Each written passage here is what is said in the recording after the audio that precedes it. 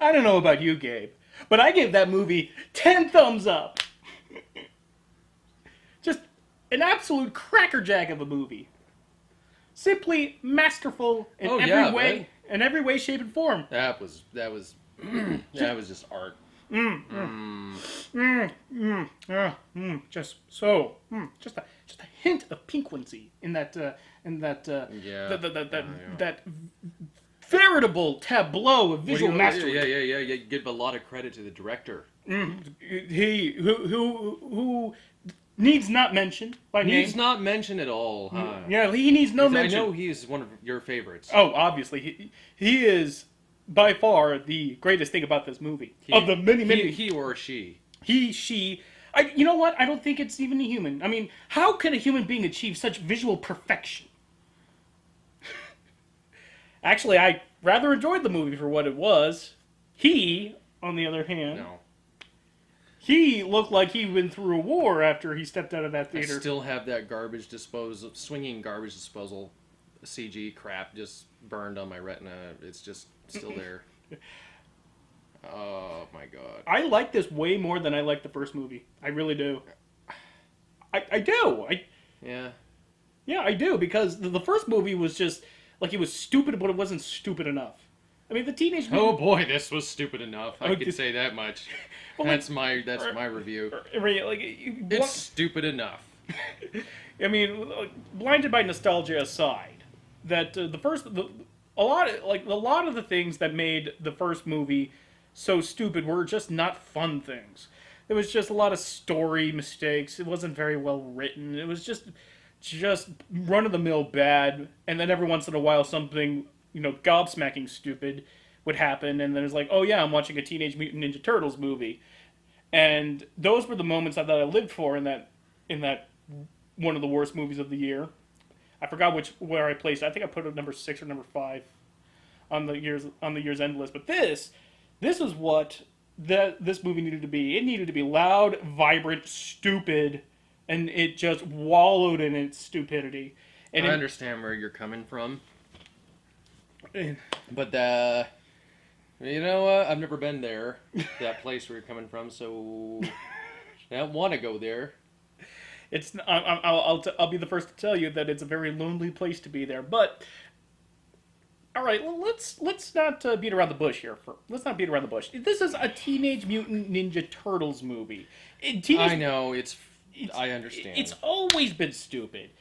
In fact, its roots it's rooted in basically a satire of comic books at the time, of the mid 1980s comics. Yeah. So and then the cartoon happened, and the cartoon just completely missed the satirical edge of the comics, and just became a staple of 80s kids nostalgia. And even though that was a little bit before my time. I mean, I knew what the Turtles was just through osmosis. I hold no real affection for the franchise. You did, if I remember, for a while. I did when I was about 2. And see, the problem with that is there's a lot of things that I had affection for when I was 2, and I don't remember most of them. But you remember the Turtles. Not really. You just remember you were a fan. I remember that my parents tell me that I loved them. I can't remember much. I remember... apparently one time when I was barely 2, I was with my mother and she didn't have me... they didn't leash kids back then. They let them run wild, free range. So I was one minute I was next to her, the next minute I was gone.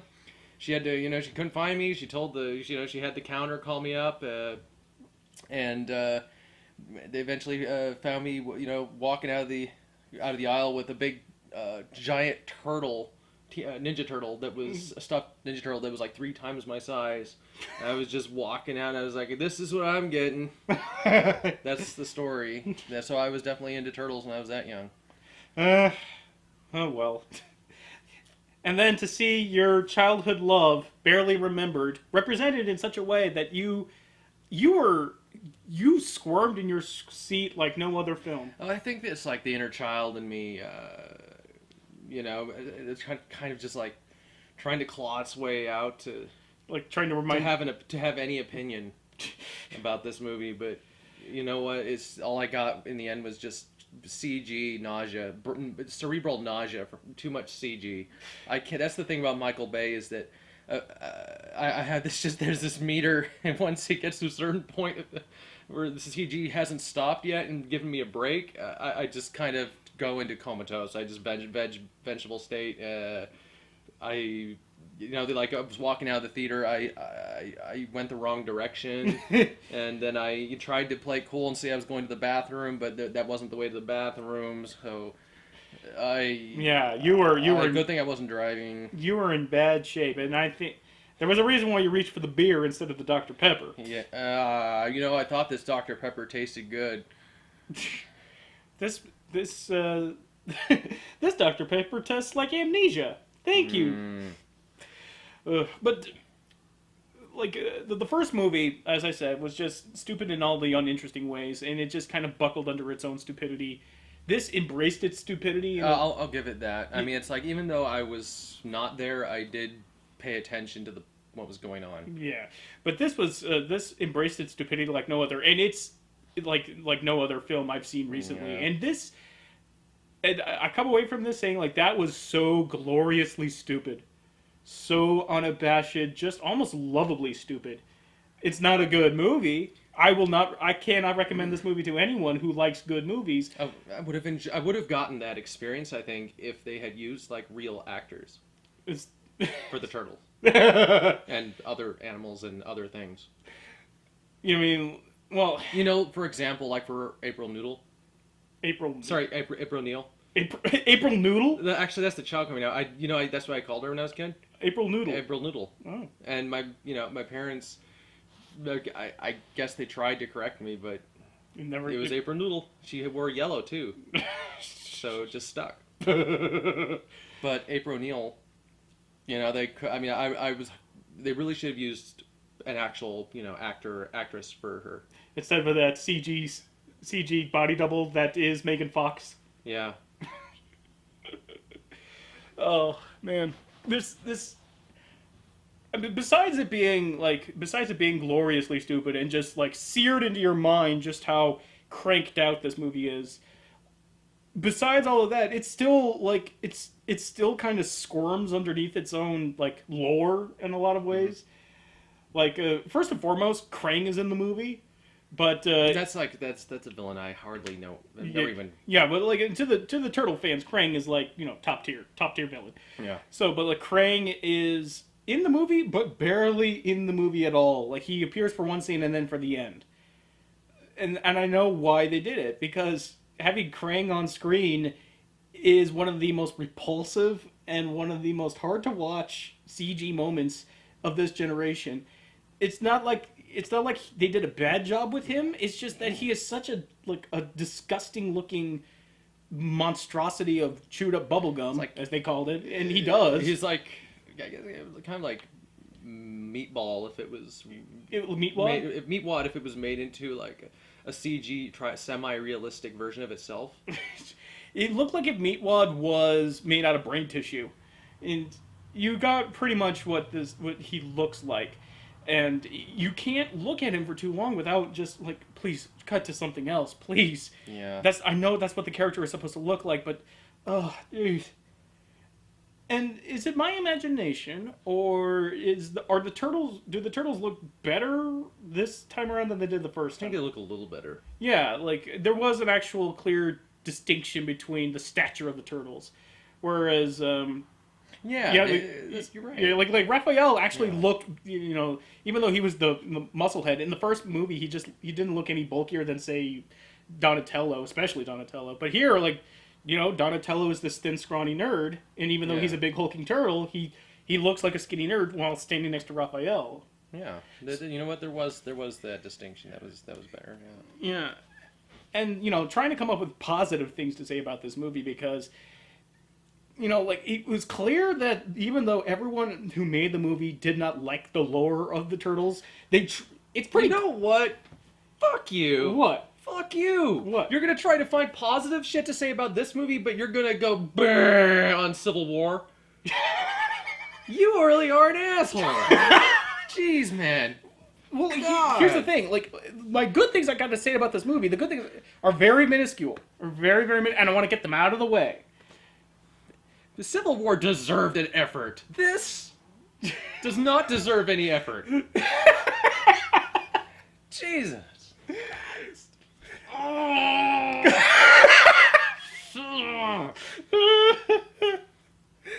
The point I'm trying to make here is that everyone who made this movie clearly did not like what the Turtles, didn't like its lore, didn't like anything. Obviously, we're not Turtle fans when they grew up, or they were too old for it when it first came out. And yet they tried their hardest to make this work in a Michael Bay sort of way. I noticed the effort. They bringing characters in, and the CG was, I guess, for CG, they were trying to be accurate at least. They tried their damnedest to make unappealing characters look as appealing as possible. But you know what? It was all aesthetic. They were trying really hard to get it right on the aesthetics. Everything else was just crap. Just giant ball of crap. Not gaining any momentum. Yeah. Not getting any bigger. Just a giant ball of crap from beginning to end, straight line. Yeah, like story-wise, no escalation, no rising act. Just there was a giant fart of a movie. Yeah, I mean, story-wise, I was not expecting anything. I don't know what I was expecting. I was just expecting things to happen. And things happen. As it happens, it's like, April Noodle. I still like that. April Noodle is basically like Kitty prides through a wall and ends up where she needs to be for a scene, and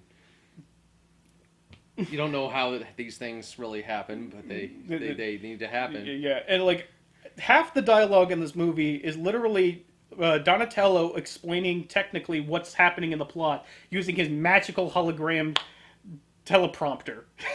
I mean, that's what it is. I mean, he's just looking at this holographic screen and he's quickly explaining to April or anyone who was in the clear vicinity, is like, we gotta save the city from the Technodrome. It's here. I found it because I have this hologram that does things. Like I said, a good chunk of this movie is just that, or it's, weirdly enough, characters walking around and explaining things that have happened off screen.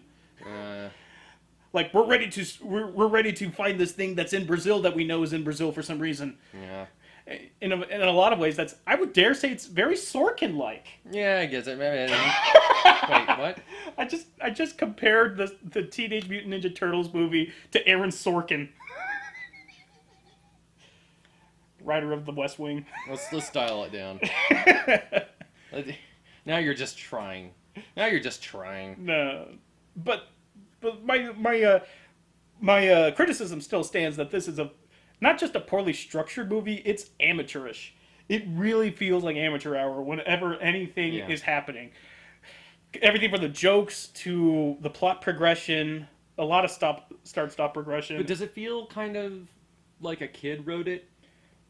No, because a kid wouldn't pay attention to template teamwork speeches. Mm-hmm. Like a kid wouldn't care. Yeah. A kid wouldn't have that kind of arc for those characters. It'd be about getting to the toys. Yeah, it would be about, we gotta stop Baxter Stockman from, turning Bebop and Rocksteady into a rhinoceros and warthog. And now we gotta stop them from the Technodrome. Brr! That's what they would care. Yeah. That's all they would care about.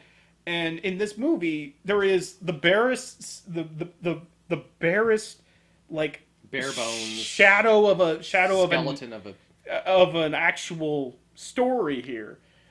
And that's not to the movie's credit. I am not crediting this movie as it is, but that's kind of what you expect from dumb, Yeah, visually, retreading ground a bunch of times, just going over the exact same kind of, we need to work as a team, guys, but we're all four different people, and then Splinter just kind of chimes in, and is like, it's because you are different that you work so well. Off I go. Yeah, that's what that's all right. That's supposed to happen. It's for kids. It's for kids. It's for kids. It's Teenage Mutant Ninja Turtles, and as far as that's concerned, you have to have it in your movie if you want to at least attempt to have a plot. And again, that the least it can be said about this movie is that it attempted to have a story, and you could see the story. it is, and you can see the story unfolding before your eyes. You're never going like, You know what? They were consistent with their not. You know what? The plot holes were very consistent. I'll say that much. It's not like there was a point where where they were leading you and it was making sense. yeah, And then at a certain point, it was like, well, they just dropped the ball. There was never a ball to be held. yeah. I mean, like it's not like in the first movie where William Fichtner has just been pumped up to be the Shredder. Then it turns out no, he's not really the Shredder. Mm-hmm. He's just kind of like, what the fuck have we been following William Fichtner in that movie for? Yeah. Like everything about that movie was as straightforward as you got. There was never a time where you were just confused as to what the hell is going on and why. They kind of, I mean, they did it in the most bald-faced, how dumb do you think we are kind of way, by literally having them explain, all right, Krang teleports Shredder to his, to someplace, doesn't matter, some other dimension, probably the nth dimension or whatever. It didn't matter. He just told him right to his face, I'm trying to build a technodrome, and you are going to help me build it by getting this teleporter to have my technodrome appear over New York City, and I'm going to enslave the Earth. Oh, by the way, I know everything that happened on Earth because I've been following you somehow. Okay, bye. Following him on Facebook. Might as well have, for as well as they explained it. But, like, this hand-waving explanation, I would prefer that over just, like, things are happening for some reason, which was the first movie. This is just, it's dumbass writing, but gun pointed in my head. I prefer that. At least I know why. At least I know what is happening and why. Let's do the plot thing. Yeah, let's do the plot thing. Synopsis. Plot synopsis. We join our heroes, our four Teenage Mutant Ninja Turtles, as they... I believe they're on a tower? They belong... They're on a tower. Then I believe it was the Chrysler Building. They started on the Chrysler Building, and through Mikey's shenanigans, let's just call them shitty shenanigans because they are shitty and they are by definition shenanigans. They order a pizza to be like held at the curb. Okay, I guess this guy just has stood on this curb 10, 20 different times before, holding a pizza out there and just waiting for somebody to take it. Probably thinks I serve pizza to Spider-Man. Or something, but they didn't leave any money, so I'm thinking, do they just routinely know where to find pizza guys who are just idly standing by holding their pizza like this, waiting for it to be taken by, some kind of thief? Because they didn't leave money. They think that they're going to be, the next member of Torchwood. Oof, if only. And then they hop in on a New York Knicks game.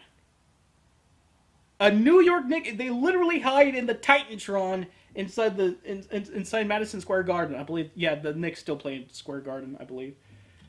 They just sneak into Madison Square Garden through the ventilation shaft. They sneak into Madison Square Garden. They sneak into Madison Square Garden. And not only did they sneak into it, they are hiding in the Titantron that is hovering over the entire arena. Was it the Titantron? Because I don't think it was the Titantron per se. I think it was just the raft, not the raft. But yeah, they were inside. They were inside the Titantron. Yeah, they were inside the video Titantron, hovering. God, they were right over the court. So yeah, they would have been in the Titantron. Yeah. Watching the New York Knicks lose. Sorry, Knicks fans, your team sucks. Over obviously imposed basketball thing. No, apparently they got the New York Knicks to replicate a game. Those were the actual New York Knicks. Wait, yeah. I'm not gonna fall for that shit. No. They actually got the basketball team. Yeah, actually got because you can see there's a whole line of in the cast is and there's the New York Knicks playing themselves. Sorry, man, I wasn't looking at the credits. I was trying to maybe, but it's just that big garbage disposal with arms. Yeah. Going round and round and round. It's getting better. It's fading now. It's fading. He's talking about the Krang fight that's happening later on. Now, I just remembered something. So we're going to cut to commercial break for right now. I'll be right back.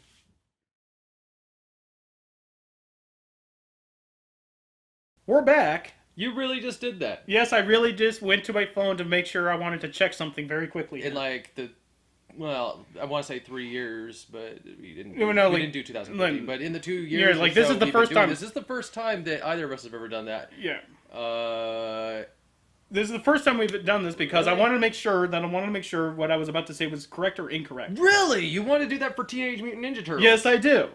Yes, I do. Are you trolling? No, I'm not trolling. That's just For all the times we fucked up what was going on in Civil War. In like Civil War or in Bob Cop. Especially Bob Robert Cobb doesn't deserve. Yeah, but like not knowing what Tehran is, the capital of Iran. Okay, well that was pretty. Yeah. That was pretty bad. But all times, teenage. Yeah, like TMNT, huh? Yeah, because I had a thought. Well, it deserves your preciseness. Yeah, it deserves it because after they watch the game, because why wouldn't the turtles watch a basketball game in the fucking Titantron? They tried to escape through the sewers. Because the ventilation system inside the Madison Square Garden goes through the sewers. Mm-hmm. Mikey looks through the grate and says, "Hey, Halloween parade, Dia de los Muertos." Because it looks like a Dia de los Muertos parade. Because they got the white plate. Apparently that started and got and continued while they were there. Yeah, I guess it wasn't happening before they got there. Apparently, a parade was just happening like within spitting distance of the garden. Well, then again, that's a stupid moment. Parades don't actually they move. Okay, fair enough. But either way, I was looking at that and I was thinking like, wait a minute, it's Halloween. Does basketball season actually go through Halloween? And I checked it, and like, and the NBA season does start in the last of October. Who cares about Halloween? It's all about Christmas. It's all about. But either way, it's like, yeah, the NBA season does start in the last week of October, so it does line up with Halloween. But that was my one. That was my one thing that I had to look up to make sure. But going back to what's actually happening in the story, which isn't a lot. Apparently, while this is happening, while the Turtles are enjoying this basketball game, April O'Neil has been investigating Baxter Stockman because she thinks he's working for the Shredder. Why does she think that he's working for the Shredder? Things we never see. Like, she just got a bug up her butt and just decided, like, we're just gonna... Baxter Stockman, he's played by Tyler Perry. He's got to be up to no good. Oh yeah, Tyler Perry's in this movie. And there are moments in his performance. He found a movie that is worthy of his kind of skill. Of his kind of talent. Yes, he finally has. Like, congratulations. He is. There were moments where he got to overact and be like. He was so happy, and he was obviously so happy that I get to have an evil laugh moment. He's such a happy Perry. Such a happy Perry. He's like he is just like every time he gets to oversell something, he's just savoring it. I don't know, like his interpretation of an Eddie Murphy laugh or something. I don't know. It sounded like he was trying to make an evil laugh into a nerd laugh. Yeah. By the way, even though he is Baxter Stockman, he never turns into the Fly. So I don't know why he had to be Baxter Stockman. I mean, I guess they're waiting. I guess they're reserving that for the. His teeth are so white. I know. His teeth are like. Yeah, like in these gigantic fuck you like. Woman from the designer from The Incredibles glasses, those thick frame, does not. Yeah, then you know the only regret he has about his performance in this movie is that he wasn't portraying a woman. Yeah. Actually, his glasses do kind of look like Medea's glasses, except they're thicker frame. But anyway, that guy needs to figure out himself. Yeah, What do you want in life, man? Tyler Perry, are you what? Are you even human? This gift that you only get one chance at, and this to each their own. Yeah, I suppose. I mean, like, there's this huge circling rumor in Hollywood that he's gay, and it's been exacerbated by the guy Aaron Magruder who created the Boondocks. He constantly makes Tyler Perry's gay jokes in the Boondocks. But he has the weirdest way of like fulfilling this desire, though. Like this satire every single time he does it, that you would think would be completely it's so out of place of somebody who would actually have. Oh God, it's bending me. I don't understand it. I just don't get it. It's fine. Tyler Perry is a millionaire because he tapped into an audience that had never been tapped into before. It's like, if you really want to be a woman, then why are you making fun of people who I don't think it has anything. I don't even. I really, it's not really my place to. No, it's not. To speculate. But that's why I'm so bent. I don't know. I don't know what to say because it's like, it's so weird. I don't. The guy, whatever. But you know what? It's not even worth thinking. You know, about. It's pure speculation. But there are so much more pressing matters to talk about, Yes. especially when Megan Fox's April O'Neil tries to seduce Stockman just so she could be in proximity to hack his iPad. But then his iPad is taken by somebody else who never appears again in the movie. So what does she do? She takes off her disguise, puts on a new disguise by stealing clothes inside Grand Central Station because she sees a bunch of schoolgirls that are just taking pictures in Grand Central Station for some reason. And even though she she hikes up her shirt to show a little midriff, she puts on a little plaid tweed schoolgirl skirt that she stole from a shop that just happens to be selling them anyway. So there's the reason she wanted to go schoolgirl. Yeah, there was like a group of schoolgirls For some reason. Doing Just taking selfies. Schoolgirl. They're just field taking trip, they're just taking selfies in Grand Central Station. as schoolgirls do in Grand Central Station, and right next to these schoolgirls. For some reason, I want to say scroll girls. I don't know why. Schoolgirls. They sure weren't acting human, so Right next to them is literally like 3 feet. I mean, I almost wonder if they were just people, not schoolgirls, but just like school. What is going on with my tongue? Schoolgirls. That beer is much stronger than it looks, I suppose. No, it's the movie. The movie's much stronger than it. Actually, no, it's really quite terrible. They're right next to this little this gazebo thing with how the hell do you call those things out in the middle of a mall? They're like little markets. They're just like they're little marketing stands. It's like booths or whatever, and it has the exact same clothes they're wearing for some reason, and so, but that's what this whole movie is, though. It's just blatant, complete stupidity. There's no reason to ever get upset about it because it never gets anything really right. Never makes a lot of sense. You're not supposed to think that hard. So she goes and gets into one of the schoolgirl outfits and just just go ahead. Just go ahead. I don't want to do this. Ties up, hikes up her shirt, ties it off in that sexy little knot like Britney Spears in the "Oops, I Did It Again" video. Yeah. No. Was it? Yeah, it was "Oops, I Did It Again." No, "Baby Hit Me One More Time." Hit Me Baby One More Time. That was the video. Anyway. I was worried that you were going to get your Britney Spears references. I would be ashamed too. Anyway. She gets near him and then calls the other girls to him. You can get another beer. I'll entertain the camera while you go get another beer. I don't want another beer.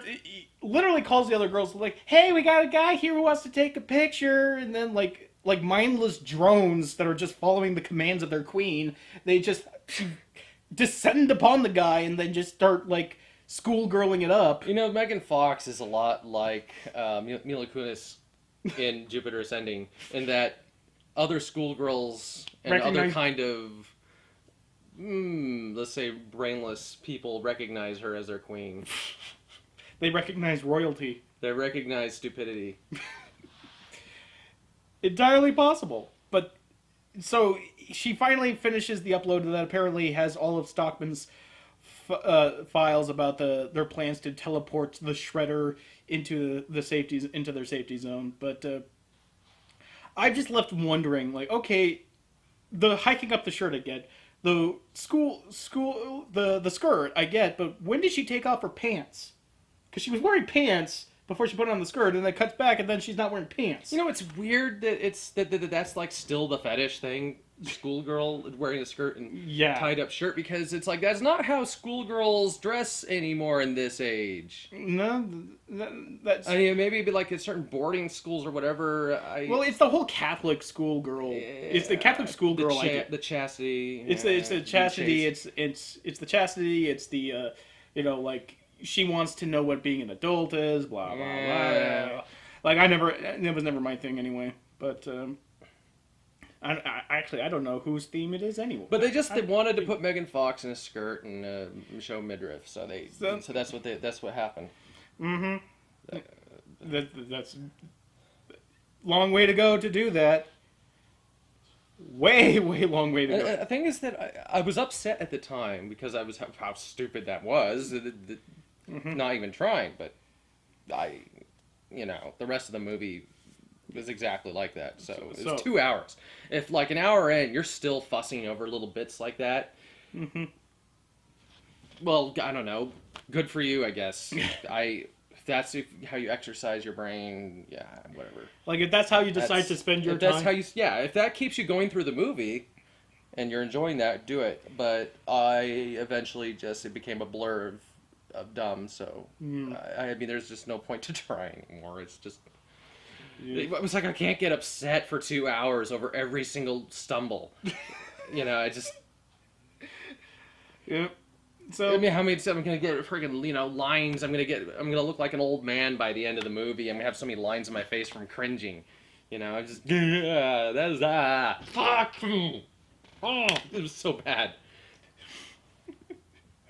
Oh man. Yeah, we're split on this one. This was just garbage. I mean, I'm garbage. Not like he thinks it's painful garbage. I think it's hilariously funny garbage. I mean, like, I think I'm able to, like I said, I'm able to appreciate this more than you can because I never expected a Teenage Mutant Ninja Turtles movie to be anything other than this. I'm sorry. Me neither. And yet, it's like too much stupid defeats funny. No, because a lot of it also comes down to like the audacity of what they were trying to do. Like, just being. I think that's actually the key to it, though, is that I didn't expect a lot, and that's why I didn't enjoy how bad it was, because I didn't hold anything. I didn't hold any bar for this. No. I was just I knew this was going to be a dumb kids movie with Ninja Turtles, and that it had nothing. The past movies have been really bad in the past. Just from seeing in 2014. The first one, I knew this is gonna be bad, and yeah, there's nowhere to go with that, and it's not like Jupiter Ascending kind of level. That's the really good go-to. Yeah. Where there was actually a lot of hype and stuff, and I was actually really hoping it would be good. And that was just a lot of confusing creative decisions. Like I enjoyed that kind of bad. Like that could be really interesting and cringeworthy. And this was just knowing it's going to be shit, going in, finding out it's a little more shit than I was expecting. I don't know. Like I keep flashing back to those little scenes where they were so like they're not really gonna do. Oh my god, they did it! Like the Amazon fight scene between Bebop and Rocksteady and the Turtles, where Rocksteady literally just fires a shell from a tank that's floating down the Amazon River. It's just, how do you not love that? That actually was pretty good. That was pretty good. There were a CG Rhino being voiced by Seamus in a tank, driving a tank down the Amazon River.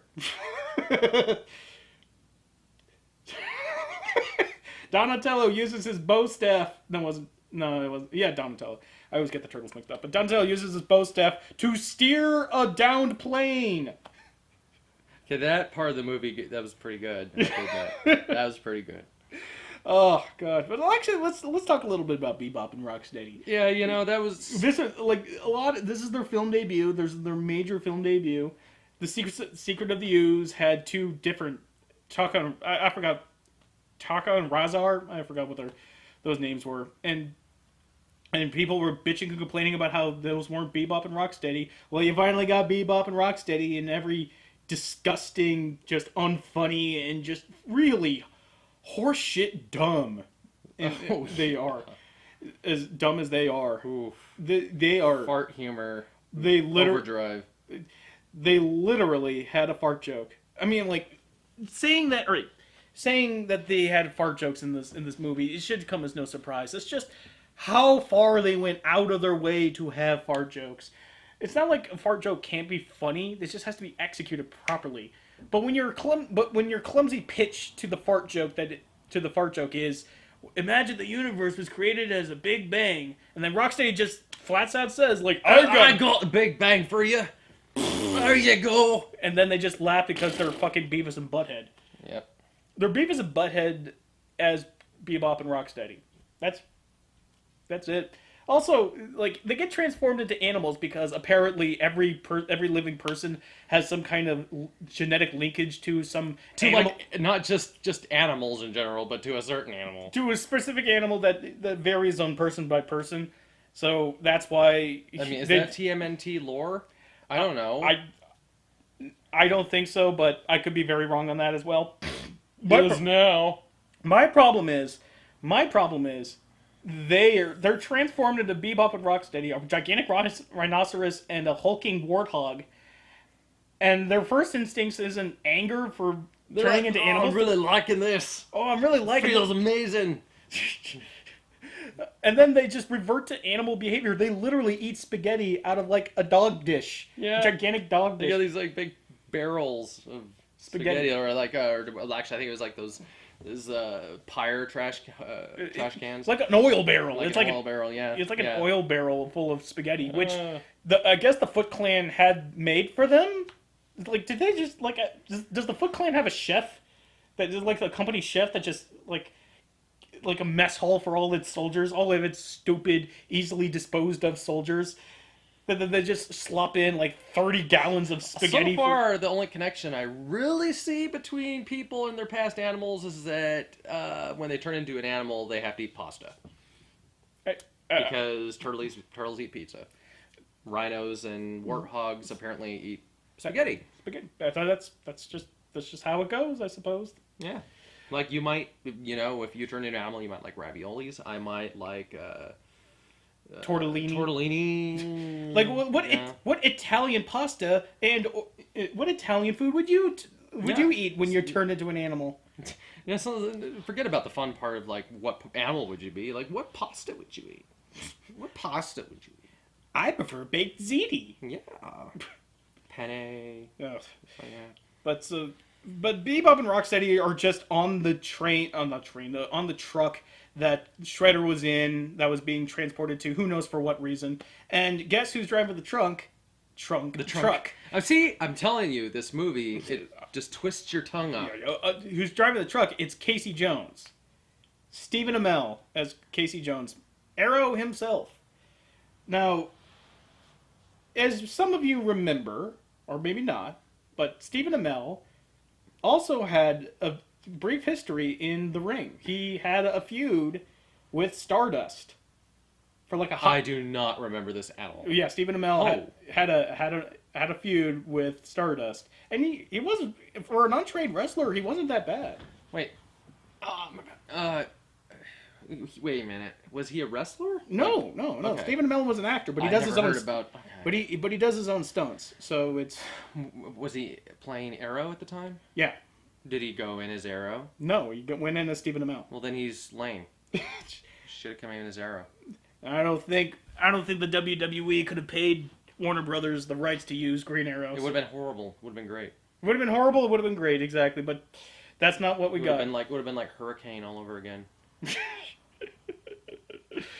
No, but our second link to the WWE in this. I'm almost surprised this isn't like WWE films. You know what? It had too much work put into it to be a WWE film. It did. It did. Yep. Am I wrong? No, you're certainly not wrong. Sorry, man. I love WWE, but I mean, the timing of their movies are terrible.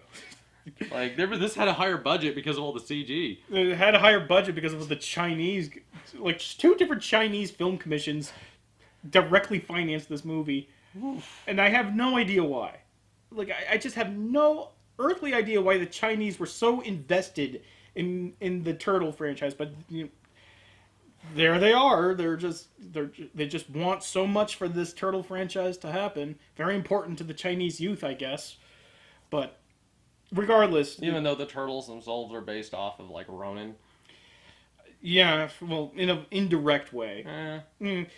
You know, like Frank Miller wrote Ronin, and then the guys behind Teenage Mutant Ninja Turtles basically took Frank Miller's work and used it as a foundation for Teenage Mutant Ninja Turtles. Like, if I remember correctly, it was Matt Murdock rather.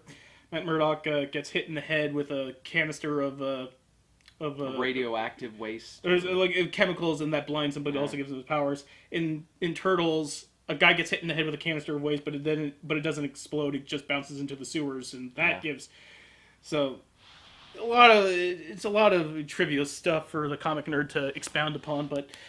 But going back to the plot, which really starts off like how do we get the Shredder out of confinement? It's like, okay, like the Foot Clan with Baxter Stockman, for some reason Baxter Stockman has been called into finding a way to teleport him out. Now, if they were always going to teleport him out, why in the world did they have to resort to this gigantic, like, this long protruding, like, finding him on the highway, get your motorcycles together, and extract him? Why couldn't they just teleport him out of a jail cell? He would have been he would have not have been moving. Would have been easier to do that. Because it wouldn't be as fun to watch. I suppose. They needed 2 hours to fill, man. And they still made it feel like 3.5. Like, I remember, I think one of them said, like, well, we're going to have to, if we can't get him to the safety zone, we're going to have to take the safety zone to him. So, like... If they can't get to the... He's trying to get to the ribbon. Trying to make the ribbon come to him. Wow, Star Trek Next Gen joke. Actually, Generations. Star Trek Generations. Well, technically it's Next Gen. It is Next Gen, pretty sure. Yeah, but the movie... Sure. Yeah. Well, if we could call that movie... Ugh. God, that movie. But, I guess they wanted to, like, they said it was untested or something. But, I don't know, like, what's more... what do you think is more, dangerous? Using this long, protracted, like, a lot of things could go wrong. You're in a truck that's going 60 miles per hour down the highway, and, like, there could be one wayward explosion. You could crash the vehicle. You could send the Shredder flying off. He could get into an accident. How much that could go wrong in this plan? Or do you just teleport him?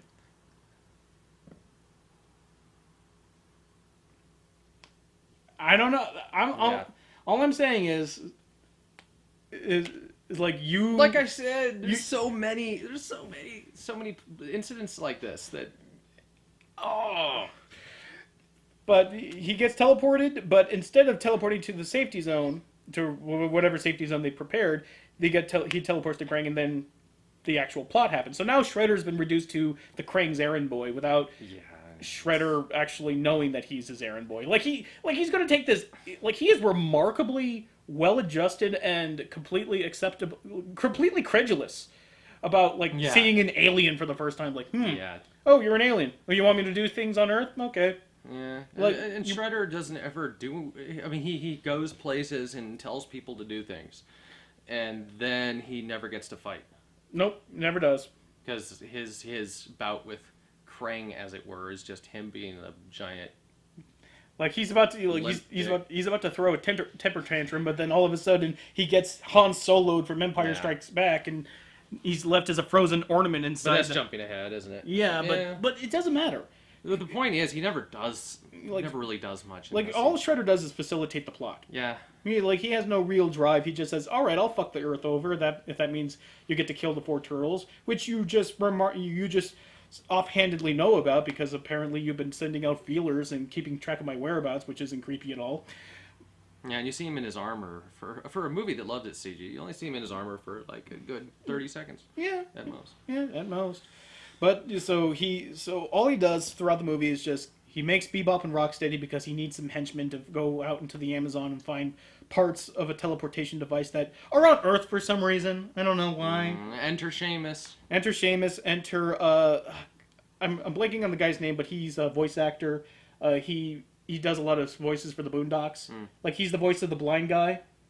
Okay. So he's I don't watch Boondocks Saints. So. the Boondocks, not Boondock Saints. Oh, okay. Yeah, like, but he's great actor, great voice actor, and but he's just like nobody can look like fucking Bebop, and look dignified. There's just you just go whole hog. Oh, well, dignity was nowhere near this movie. You got to go whole hog or nothing. Dignified. Right? So Nothing was dignified. yeah. Speaking of undignified, remember that Finnish line? Yeah, so Seamus is a Finnish in this movie, apparently. Finnish with a Gaelic accent. With a very fucking Gaelic accent. And, yeah. Oh, well, yeah, in case you don't already figured it out. Yeah, he's Finnish because he always, when he gets in a fight, he finishes it. Or, sorry, I always finish. Yeah. Finishes. You know, Yeah, like Finish it. that joke does not deserve to try to be corrected. And Will Arnett is surprisingly still in this movie. Fichtner not in this movie, but actually I forgot. Did Fichtner die in the first movie? I forgot. Like he might have, but I just completely blanked it out of my mind. I mean, considering who comes back in the movie, I was expecting Fichtner to make some kind of appearance, but he never does. So, it could have been that he died, but I just completely forgot. I mean, of all the things to remember about the movie might have forgotten too. Yeah, when your movie is predicated upon a dancing turtle to holla back girl, I think that you don't really care about whether one character lives or dies, especially not a named character like Shredder. But Seamus, though. But Seamus, who is in the movie, is actually in the movie a lot more than I thought he'd be. Like, before he gets CG'd up. Yeah, he doesn't do anything, though, like, in his... No. He doesn't wrestle or anything like that, if that's what you're... No. He has nauseating fight scenes, and he does fire a tank shell at one of the turtles, which is... And he has an amazing beard. Really, really beautiful. Yeah. I wonder where he got it from. I had not seen this movie till tonight. It's just an amazing coincidence. It's just an amazing. It really is. Well, you're saying that like it. You're saying that like it's not. I'm not. Sarcastically. I'm not trying to be sarcastic about it. I'm agreeing with you. I started growing this beard, I think, before the trailers. And you never really got a good look at him anyway in the trailer. So it's just an amazing coincidence that you just decided to have this pattern in your beard. I can guarantee it's not because of the comics or anything like that. That's like, I couldn't tell you if the guy who eventually became Rocksteady actually looked like Seamus. I don't remember. No, or if that even was a thing. Yeah, if they even were ever. Or if they were always in the comics, didn't they? I think they were just like a rhino and a warthog that got the same turtle shit. Entirely possible. Again, entirely possible. Yeah, I'm not a huge turtles. I'm not, like I said, I'm not a turtles guy. I just know some things through osmosis. Probably one of those circumstances where Gavin could be helpful. Yeah, one of the very, very, very, very few times where he is of any use to us whatsoever. Yeah. Guess what time it is? But so like the movie from there is just kind of a scavenger hunt. And, of course, there's inner turmoil between the turtles because now the turtles want to be, up, like, whether you want to go by The Little Mermaid is, like, part of their world, or you want to go Hunchback of Notre Dame out there among the people. Yeah. Whatever metaphor you want to go with. It's Michelangelo and Raphael just want so bad to be accepted, not live in the sewers. Yes. And Donatello is just, couldn't give two shits. He does machines. He knows where he knows where his woman is. He knows which side of his bread is buttered. And Leonardo is just pale like white meat baby face as he always is. So they just butt heads all throughout this movie just based on this basis. And that kind of fits into when they find out that there's purple ooze that Baxter Stockman managed to extract from a crystal because he just happens to have this technology. Yeah. He just happens to. He even has a little canister thing that it fits into and locks into. You know, he has this specially designed. It looks like specially designed machine to take this purple alien technology goo shit in crystalline form. It's in a canister that was made by aliens, right? Yeah, so. and it's a crystal. It is a literal crystal, and he's able to extract goo from it somehow. And that's how he makes Bebop and Rocksteady. But April O'Neil just happens to be in the room, just doing her usual shtick of like. No, she doesn't do the phone camera thing anymore. She's just kind of like voyeuristically looking. Like I really think she's a peeping Tom. She is such a peeping Tom because anyone with half a brain would have gotten out of that situation like that. Like, oh my god, a guy's turning into a rhinoceros. Fucking run! Run, bitch! That's hot.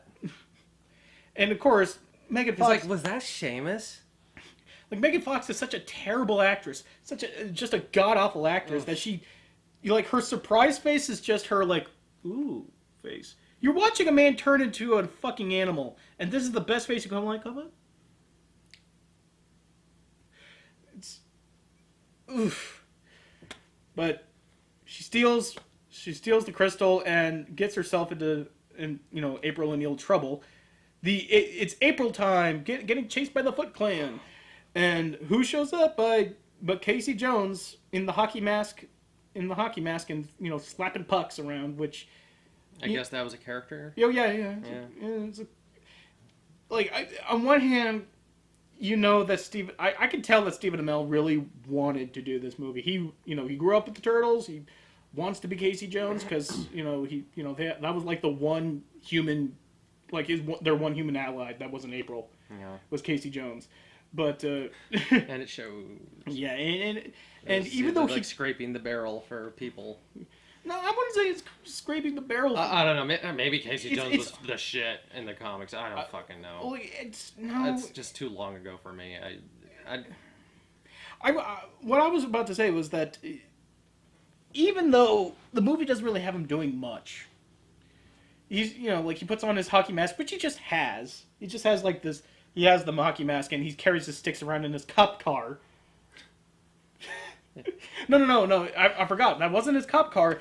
How could I be so stupid? Although he probably did have it in his cop car when he was in his cop car. Yeah. Just in case. Just in case, like when the heavy shit goes down, do you want your SRT, fully automatic assault rifle, or do you want a hockey stick? But no, like he was in his Dodge SRT Challenger. Very important that you know that is a Dodge SRT. The camera swoops in right to the badge of the SRT before it swoops into. I'm so glad you're still on top of this. I'm so glad. No. I forgot. If it's an SRT, it would be a Charger. Yeah, not a Challenger, Charger. RT is Challenger, but an SRT. Yeah. But so like he saves April's bacon. He gets introduced to the Turtles, and from there the team splits into we got to retrieve the purple goo back for the police officer because the Foot Clan are also after it, and we also got to find out Leonardo and fucking Donatello has to do something too, so they go off and do something as well. The plot here might as well just be vapor. It might as well just be like do something until we can get the characters to the Amazon, and then they do. Like April and Casey get caught by the police. They take the fall for the Turtles, and we wind up in the Amazon, where they literally say we'll just stow away on a cargo plane.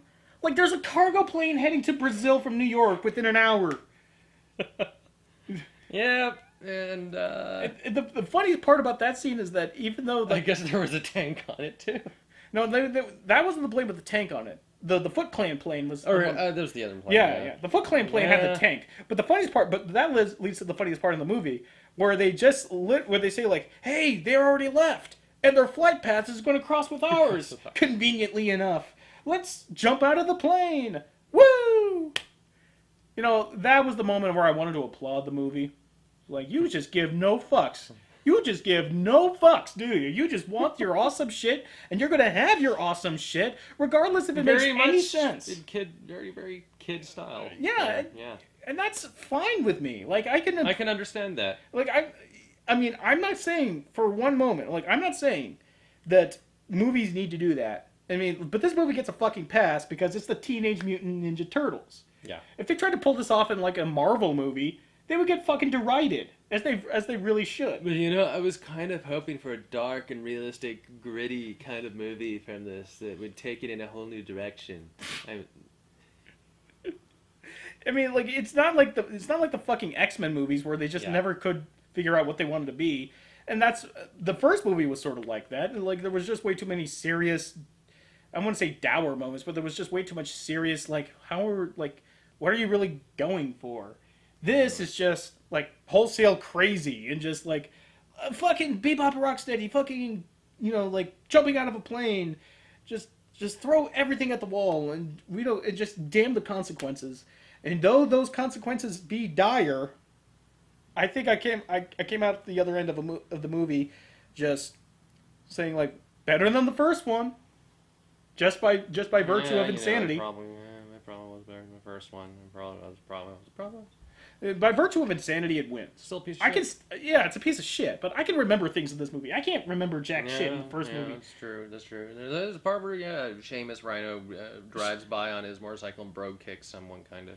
Yeah, I guess that's a thing. That's a thing you remember. Yeah, that's a thing. That's a thing you remember. It's just the CG really just melts my mind. Like the end of that movie was visual overload, where they assembled the teleportation device, they get their homing beacon, and the Technodrome is just coming out of a rift in the space-time continuum and is assembling over New York City. And Baxter Stockman, for his work, gets a metaphorical dagger in the back and is carried off to parts unknown. I'm sorry, I have to be like your grandparents on this movie. I don't like how much CG fake stuff is being done, people, and turning them into cartoons and whatnot. Yeah, I'm sorry, I know, that's like me, this movie. Yeah, this like. I know. So, the whole climax in this movie is like this multi-branch effort to like the mother of all non-climaxes. The turtles have to reveal themselves to the police. The police are finally know what's going on, so they provide an escort so that way they can get on top of a building, so that way they can ride one of the floating debris up to the Technodrome. And then this is enter full fucking video game mode. Yeah, like I don't want to watch a fucking video game. I haven't played a video game in a long time actually. It's just I don't need to start getting forced into my fix again by this movie.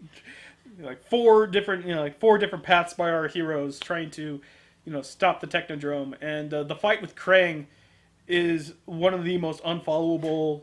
Like I could follow Transformers fight scenes more than I could follow this.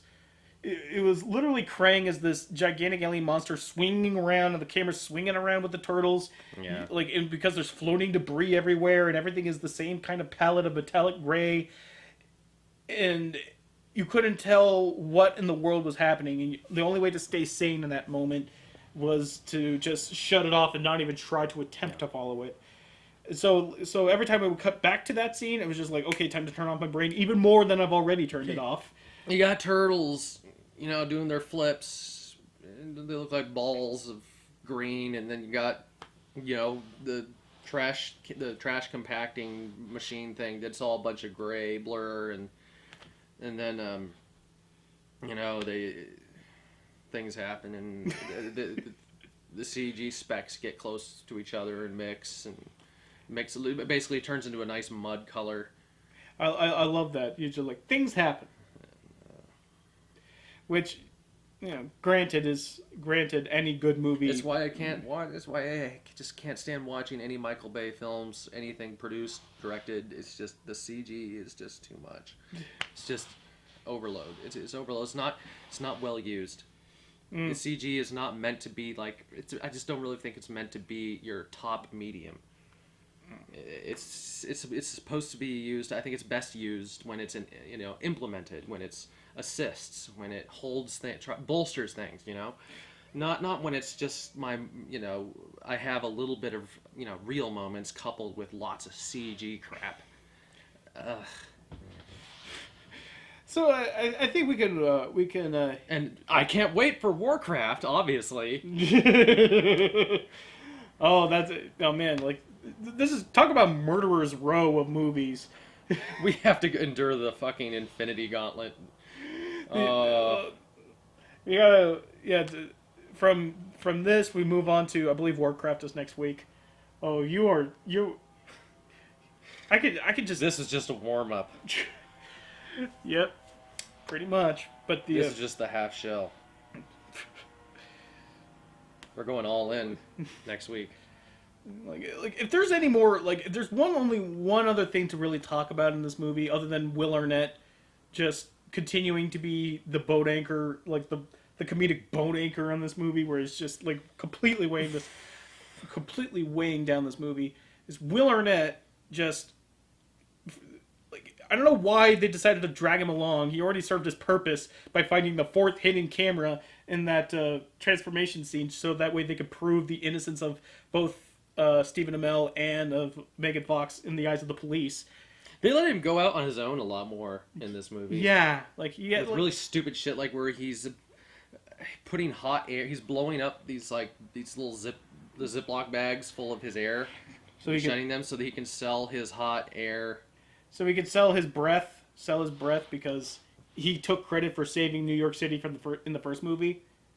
And then he's selling hot air. Yeah. Mm-hmm.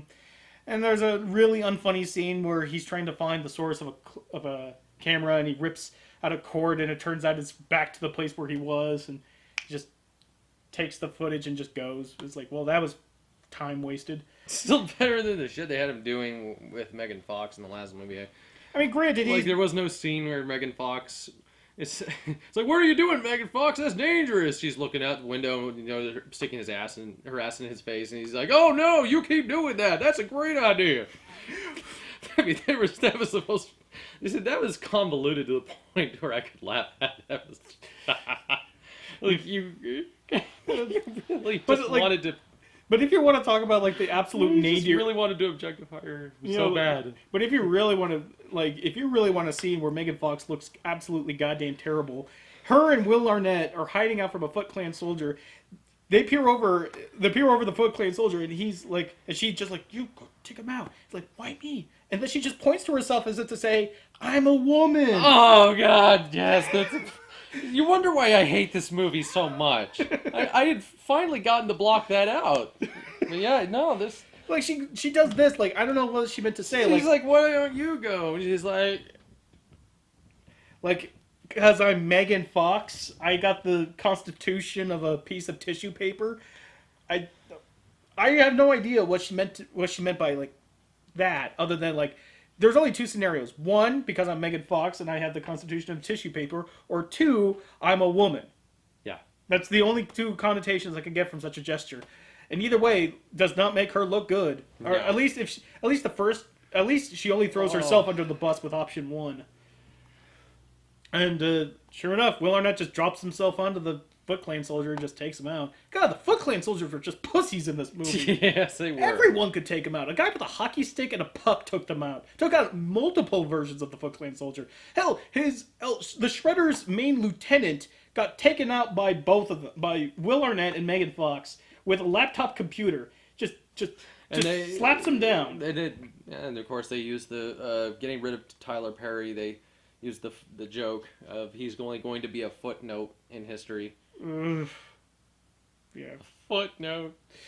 I mean, like, talk about, like, if you want to, like, this was such a fart fart of an apex of a movie. Like the climax is like, oh my god, they're on the Technodrome. How are we gonna stop the Technodrome?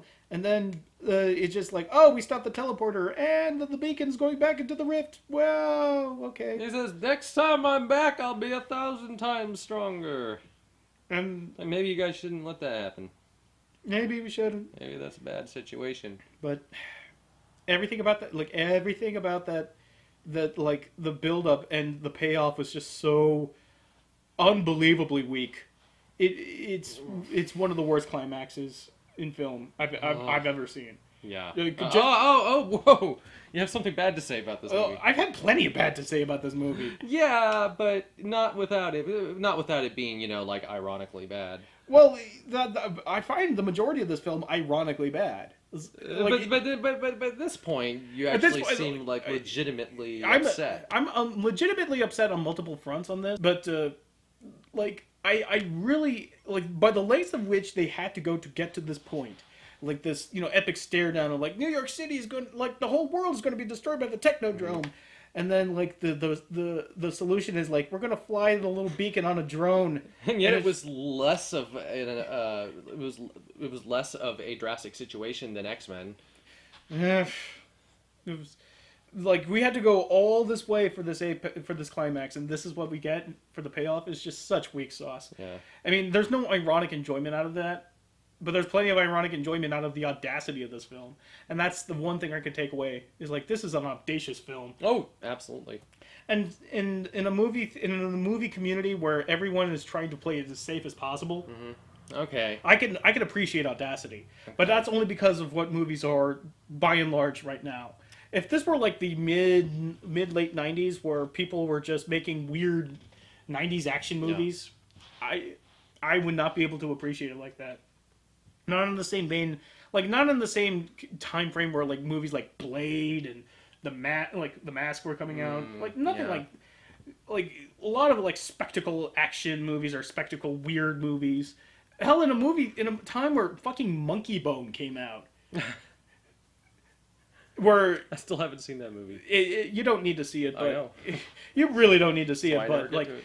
but Monkey Bone is an annoying movie, but I could appreciate it because it's so weird and it's so like they had to spend a lot of time and energy on making this movie. Yeah. And for it to fail in such a way is, like kind of the fate is just sort of fate. It's just like a fate of such a movie that makes these kind of creative choices. So by that extension, I guess I can arrive to the conclusion that Teenage Mutant Ninja Turtles, what was it, Out of the Shadows? I forgot. Who cares what the subtitle Yeah. is, but is basically the Monkey Bone of the 21st century. Well, I've seen enough clips to. But yeah, I mean, I guess in spirit. And it's certainly not so much in execution, but certainly in spirit. Yeah. It's just a lot of time and energy went into making something this ugly and this and just this like does not give a flying shit. Yeah. And in this situation, I in turn didn't give a flying shit either. In fact, I gave so little of a shit that I just kind of turned off, just shut down. Oh man. Any final thoughts? Oh man, Warcraft. I'm still breaking Warcraft. Warcraft is coming next, so that's gonna happen. Oh man, waited a long time for that one. Yep. Brace yourself, man. Oh man. You got a long week ahead of you. Till next time.